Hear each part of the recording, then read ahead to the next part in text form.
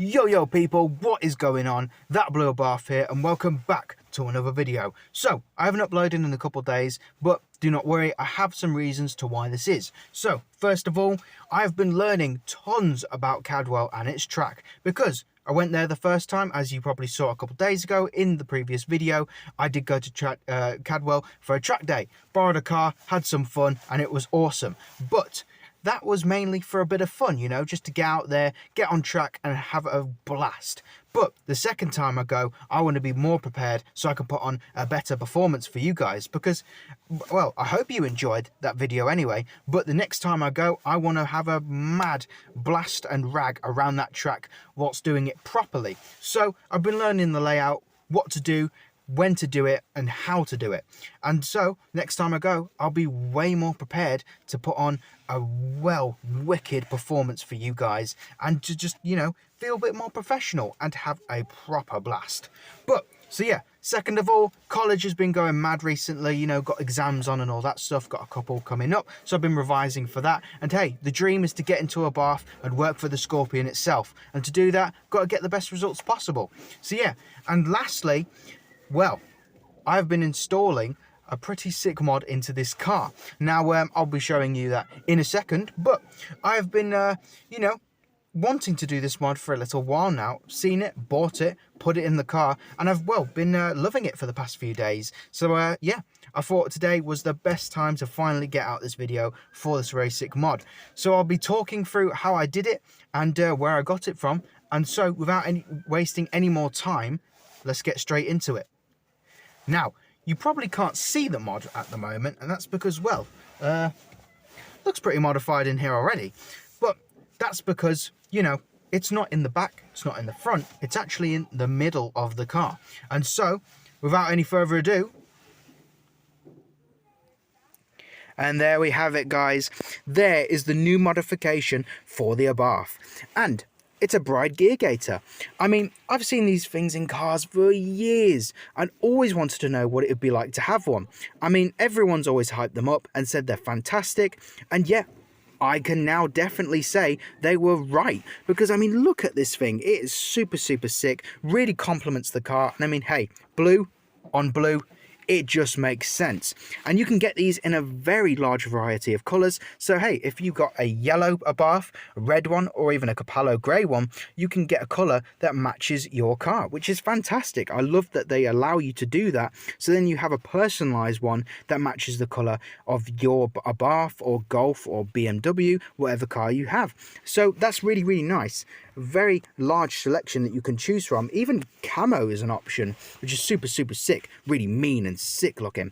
But yeah, so I mean, taking a look at this thing at all angles, it's just so nice. And I mean, you can see the quality within this product is fantastic and really nice. And from afar, like outside the car or even up close, you can see the Bride lettering within it, and it's just super nice, proper awesome addition to the car, and really lifts the gear stick by just a large amount. I mean, usually you wouldn't think of many modifications for your gear stick apart from the shift knob and the gear gaiter, but these two together is just wow, just the combination is super nice. I mean, it makes sense because I mean, a Richbook Racing shifter and a blue gear gaiter together just works with the rest of the car. I mean, as you can see there on the dashboard, we have podium blue and chrome accents, and then we have these two as well. So it just, you know, it just works really. And as I said, you can do it for your car too. Now, the next thing is the price. I mean, it's a Bride, right? So I mean, they do £2,000 seats and their products are very expensive. So how much was this? Well, you'll be very glad to know it was only £10. I mean, only a tenner? That's a deal, that's a steal, that's the sale of the... Yeah, we can't say that, but basically it was an amazing price, and all you had to do was buy it from Amazon. Came next day, and it was, yeah, it was just here and easy to install, which the installation process we'll get to in a second. But all you need to know is it's just a fantastic product, and I rate it very highly. Would recommend it to anyone who wants to switch out their gear, you know, gaiter. It's just a fantastic little mod. Now, I suppose we should get onto the installation process, because that is, well, the main thing really. You want to know how to put it in, and it was very simple and a very quick process. So first step that you have to do is take off your shifter. Now with this one in particular, you just have to unscrew this little bit on the bottom here, get an Allen key, which it does provide you with one in the box, but if you have one, then just loosen the screws, sorry, and just take off the shift knob, because obviously that is the main step, because otherwise you ain't getting very far without taking it off. So the second step is to take off your original gaiter. Now I have it with me right now and right here. So this is my original leather gaiter. I did like it for sure, but it didn't really fit the modified image really. You know, this whole modified mad monster car. Having a stock shifter, I don't know, I just really wanted to change and fancied going for a bride one. And I'm very glad I did, like I said. But yeah, so I took it off and it was very, very easy, and it's still here with me. And that's because you want to make sure you keep your original parts, because let's say for some reason you didn't like your new modification and you want to swap back. If you've cut it up and, you know, messed it up, all that stuff, you won't be able to put it back in place, or you won't be able to put it back at all, meaning you'd have to order it again or try and get a new one, or keep the modification that you don't like, which, hey, if you're not happy, then that's not good at all. So keeping your original parts is very, very important, so then you have that option to go back to stock. And that applies for the gear gaiter, the spoilers, wings, front bumpers, exhausts, all that stuff, so then you can go back if you really want to. Now, I have very carefully taken off the gaiter from the original placement, and as you can see, there is a silver ring that travels around the gear stick, which is the main component that holds it together. And you'll find that this silver ring will be the main component to hold this gaiter in place, especially the bride one. Now, after taking off the original shifter, you'll see that it's just a bare stalk with the gearbox showing.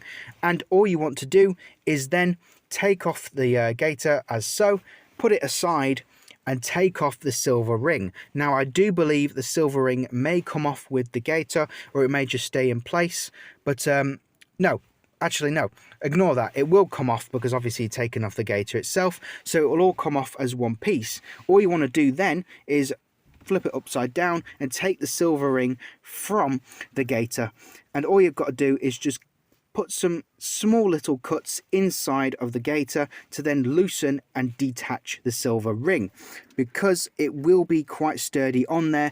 So you just have to try and get it off with small, careful cuts, because then when you put it back on, you won't be able to tell anything has happened. So once you've done this and detached the silver ring, you want to detach it again, because there'll be a smaller black ring on the underside of the silver one. Now, once these two are separated, you want to grab your new awesome bride gear gaiter and fold it and sandwich these three parts together. So the black ring, let's say, is right here. You want to fold the gear gaiter and get it ready, so then you can put some cuts into it, because you have to put some small little cuts in the new one as well, in order for the tabs in the silver ring to go through the gaiter and then attach back onto the black ring, because without this it just won't go together. So put some small, careful cuts with a Stanley knife or a pair of scissors, and then put the tabs of the silver ring through those little cuts. After you've done this, you can then snap the black ring back onto the silver one, and then it will all be sandwiched together. So then when you put it back into its original place, it'll all be very sturdy and won't go anywhere at all. I mean, as you can see here, this one is just in place. It's not moving at all, and it's all in very nice, proper job. So after all of this is back in place, all sandwiched together and assembled, you just have to put the new gear gaiter in place with the silver ring. Just push in the ring a little bit with a bit of force, just to make sure it clips in together, and you'll hear that satisfying snap noise, which means it's then back in its little gaps and brackets. The ears and the main brackets themselves are all back in place, and you're all done. As for the shift knob, just push your little new gaiter down, so then you have enough space to work with, and then just, well, do the regular procedure that you would to put it back on. Put it back on, screw it together, and then tighten this little bit down here and pull up your new gaiter. And there we go, guys. That was the entire process for the bride gear gaiter. I mean, to be honest, not hard at all. Very simple, very quick process, and was just easy to do, really. And now we've got a proper quality gear gaiter in place, and just looks absolutely sick. I mean, at all angles, in any gear, this thing just looks fantastic. And yeah, just an awesome, proper nice modification, and one I would absolutely recommend to do, because just why not? It's cheap and cheerful and does the job of looking sick. Now then, that is pretty much it for this modification. I mean, I don't really have to say much. I mean, the gear gaiter itself is speaking for me. And yeah, it's just absolutely amazing. Absolutely love it. I hope I was able to explain that process all right and in a good way, and so you guys can understand it. But I'll talk a little bit more about that in a minute, and just yes, just outro the video. So I'll put you back on the phone holder and we'll do all that right now.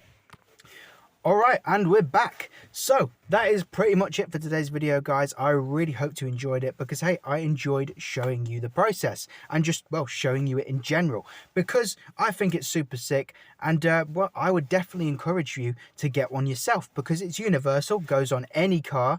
And yes, so you can have it on your Abarth, your I don't know, your Golf, your BMW, anything like that, just as long as it's a manual.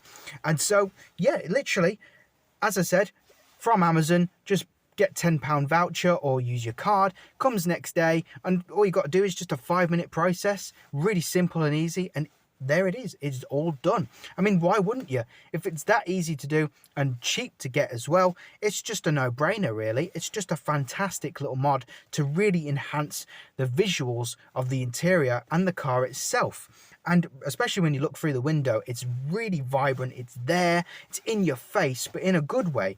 And it's just, I just absolutely love it. Been using it for the past couple of days, no problems at all, and it's just amazing. Love it for sure.